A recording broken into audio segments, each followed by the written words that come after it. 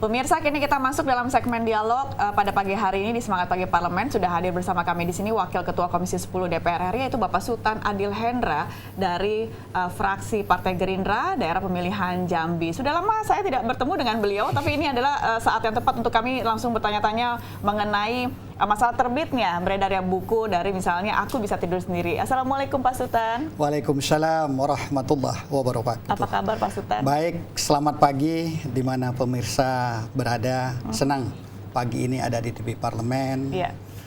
Mas Medi tambah segar, Mbak Yus sangkin luar biasanya saya lihat semangatnya pagi ini memang betul-betul menunjukkan bagaimana kita mengatasi buku beredar yang tidak baik ini ke depan. Setuju Pak. Dengan beredarnya ada buku dengan kondisi ini, beberapa kalangan mengatakan sebenarnya ini bisa-bisa saja, sah-sah saja. Tapi banyak sekali yang kontra sebenarnya, apalagi terutama ibu-ibu yang mengkhawatirkan anaknya bisa menjadi memberikan sebuah pandangan lain lagi. Bapak melihatnya seperti apa kalau misalnya dengan beredarnya buku tersebut? Pertama, kita dari Komisi 10 melihat hal ini sungguh sangat konsen. Kenapa? Karena bisa kita lihat ya, bagaimana niat baik daripada penulis maupun penerbit. Ya. Setelah adanya buku-buku ini, dia sebenarnya itu ingin memberikan bagaimana pendidikan seks terhadap anak secara dini. Jadi ini saya harus luruskan dulu. Banyak yang berbicara bahwa ini adalah buku seks, bukan. Ya. Tapi buku untuk pendidikan seks. Kalau kita berbicara untuk buku pendidikan seks, tentu di sini ada niat baik daripada penulis maupun penerbit untuk bagaimana orang tua, pengajar, ke depan ada panduan di dalam terhadap anak-anak. Akan tetapi mungkin dia lupa bagaimana sebenarnya konten isi buku yang semestinya harus dibuat agar memang betul-betul mencerminkan bagaimana budaya menjunjung tinggi bangsa dan negara yang begini luar biasa peradabannya.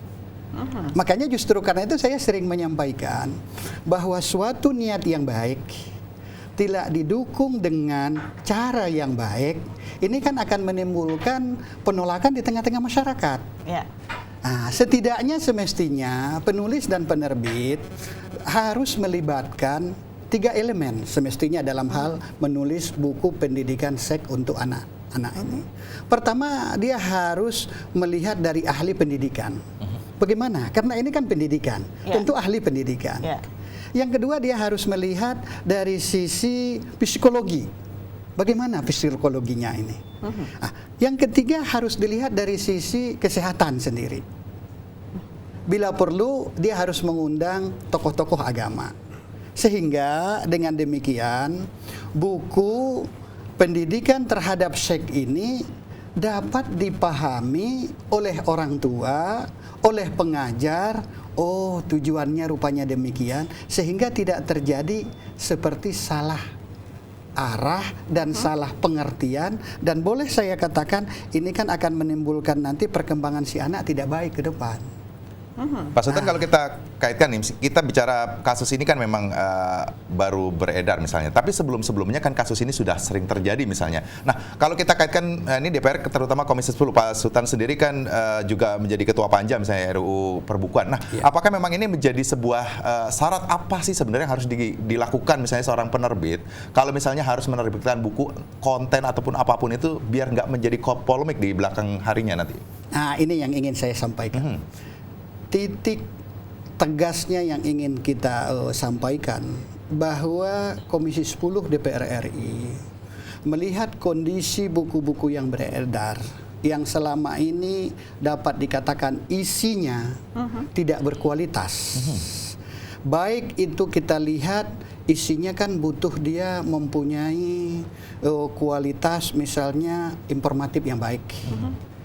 Terus mempunyai edukatif yang baik. Ini kan menjadikan sesuatu buku itu sehingga memenuhi norma.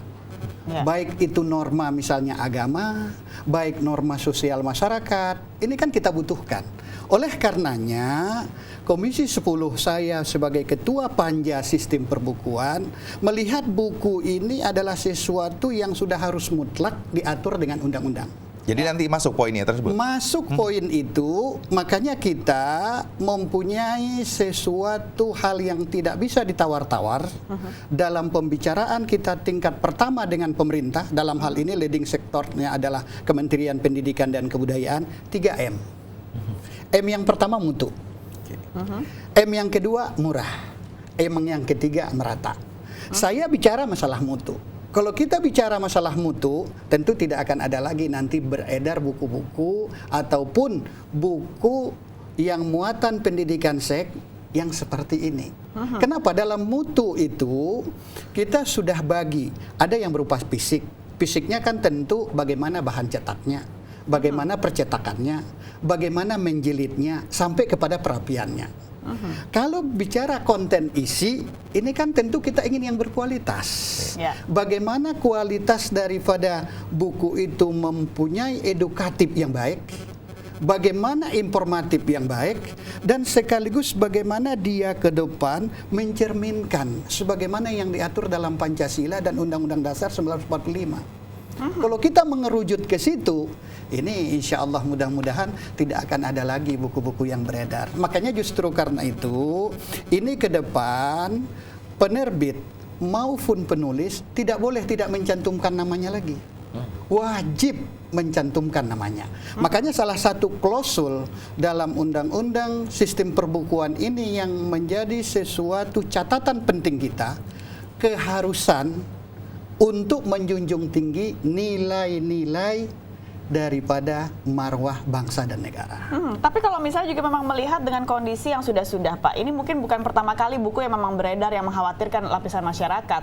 Tapi kalau misalnya kita juga melihat dari sistem legalitas daripada hal-hal seperti ini, apa sih sebenarnya, Pak, siapa yang harus bertanggung jawab? Karena biar bagaimanapun, toh juga bisa saja kecolongan. Masih saja ada buku-buku beredar di pasaran yang memang saat ini memang kita mungkin masih ada yang kita belum ketahui, Pak. Bagaimana dengan mengantisipasi hal tersebut? Baik. Saat sekarang kita memang undang-undang sistem perbukuan ini sudah memasuki tahap uji publik. Ya, ya. Artinya kalau kita berbicara siapa yang bertanggung jawab, kalau konten yang paling utama leading sektoralnya saya sampaikan tadi kan Kementerian Pendidikan dan Kebudayaan. Tetapi apakah berhenti di situ? Ya. Tentu jawabannya tidak. Ya. Tentu ini butuh pengkajian yang komprehensif dari seluruh elemen masyarakat. Terutama kita harus buat rambu-rambu yang diatur dalam undang-undang ini sehingga nantinya ke depan tidak ada lagi penerbit ataupun penulis yang suka-suka hati. Makanya setiap penerbit maupun penulis boleh melakukan itu setelah melakukan editor standar.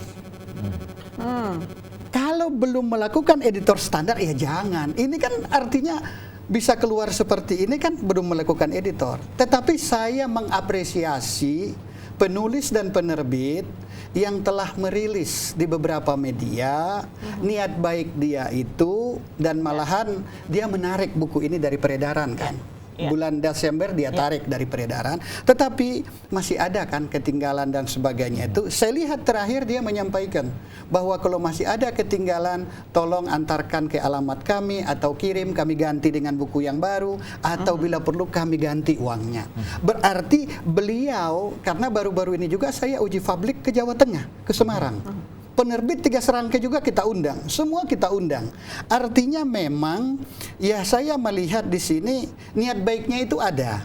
Tetapi karena belum adanya undang-undang, bagaimana sih mutu buku yang baik itu? Ya. Makanya justru karena itu saya sebagai pimpinan Panja di Komisi 10 memang berharap betul undang-undang ini dapat disahkan sehingga dengan demikian bisa nantinya ini semua berkeadilan. Gitu. Baik Pak Sultan, nanti kita harus jeda terlebih dahulu, nanti kita kembali lagi untuk berbincang-bincang. Pemirsa Anda jangan kemana-mana karena perbincangan kami dengan Pak Sultan Adil Hendra akan segera kami lanjutkan setelah jeda berikut ini. Masih bersama kami tentunya di Semangat Pagi Parlemen.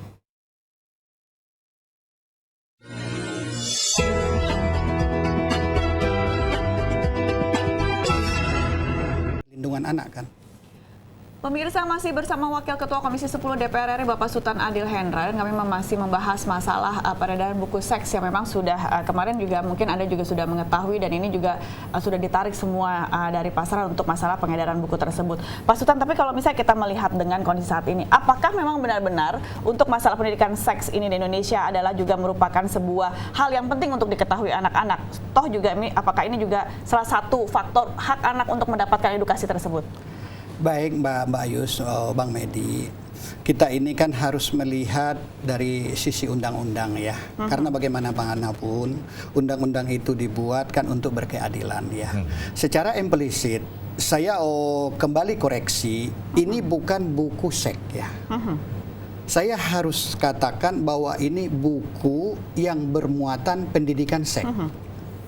Oleh karenanya, undang-undang secara implisit dalam Undang-Undang Nomor 35 Tahun 2014 yang merupakan perubahan Undang-Undang Nomor 23 Tahun 2002,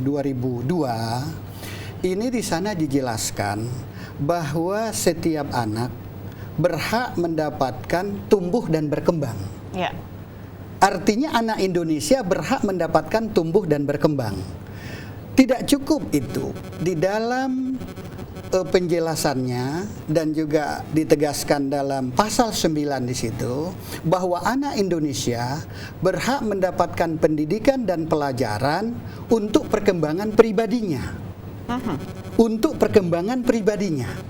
Artinya bahwa dalam undang-undang pendidikan seks ini sebenarnya tidak ada persoalan terhadap anak-anak didik.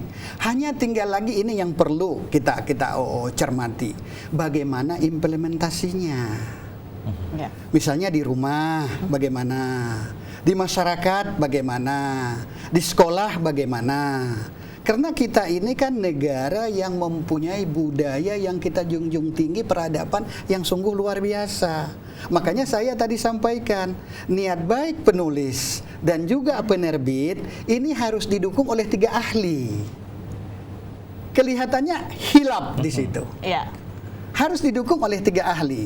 Ahli yang pertama tadi adalah ahli pendidikan, ahli psikolog, ahli kesehatan. Bila perlu mengikutkan ahli agama deh, biar jangan menyalah dalam suatu tatangan kita berbangsa dan bernegara Bhinneka Tunggal Ika ini kan. Nah, jadi langkah ini yang sebenarnya membutuhkan adanya yang mengatur. Ya. Makanya dengan kehadiran undang-undang sistem perbukuan ini sebenarnya kita berharap bisa mempercepat ini bisa disahkan.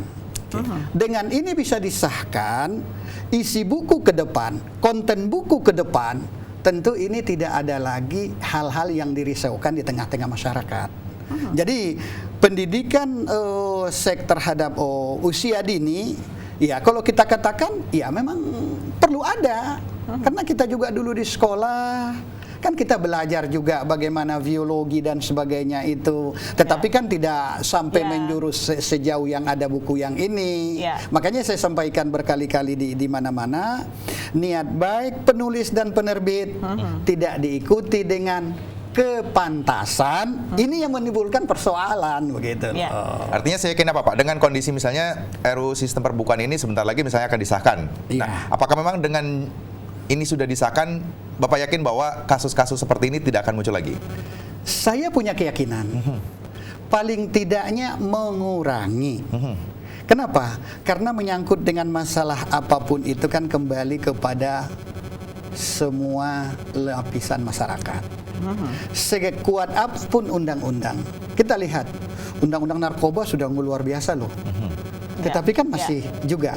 Makanya justru karena itu revolusi mental ini harus menjadi sesuatu yang kita laksanakan dengan yang baik dan benar. Nah, jadi saya melihat undang-undang sistem perbukuan ini memang yang harus kita cermati bagaimana pemerintah hadir.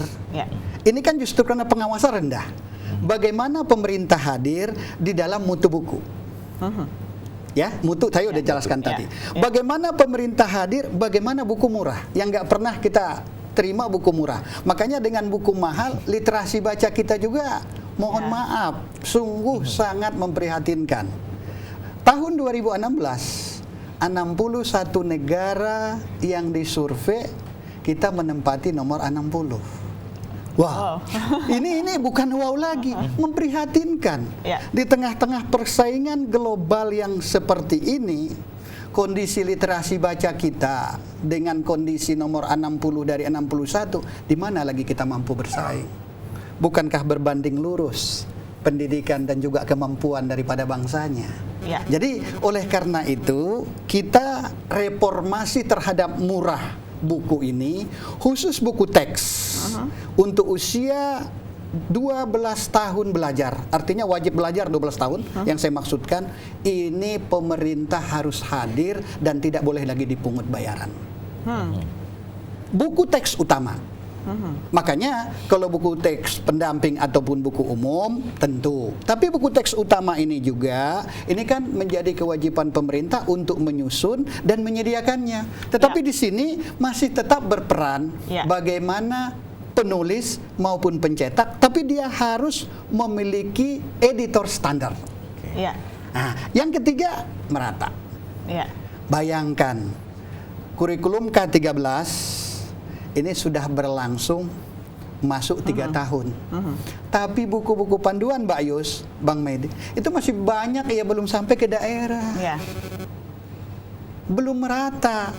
Artinya dengan adanya kita buat ini, pemerintah pusat dia punya kewajiban menyusun dan menyediakan. Pemerintah daerah mempunyai kewajiban mendistribusikan ini melalui satuan pendidikan.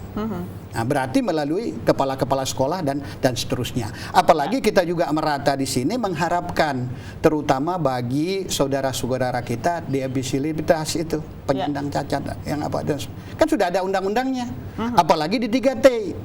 Nah, ini juga harus menjadi sesuatu langkah yang harus terus kita lakukan pengawasan. Makanya hal-hal teknis yang berhubungan dengan ini nanti diatur dalam permen. Jadi permennya juga nanti akan kita awasi sesuai dengan fungsi kita. Pak Sultan, tapi semua ataupun berbagai pihak sudah menunggu undang-undang perbukuan ini, sistem perbukuan ini hadir. Begitupun juga KPAI ini sudah mengharapkan bahwa ayo dong DPR segera mensahkan. Kira-kira kapan kalau misalnya memang semua berbagai pihak ini sudah menunggunya, Pak? Iya, sebenarnya kita sendiri juga dari DPR, terus terang Mbak Yus dan juga Pak Medi, saya dalam 8 bulan ini bersama dengan teman-teman Panja ini sudah berasap membahas ini.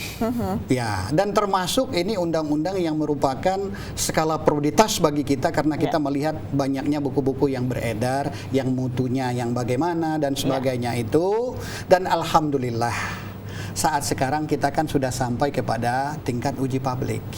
Dan uji publik kita sudah di mana-mana. Tetapi ini kan kita siang ini udah masuk kepada masa reses. Dan mudah-mudahan insya Allah masa sidang yang akan datang ini kita bisa sahkan dan bisa menjawab daripada keresahan terutama dunia pendidikan, terutama para orang tua.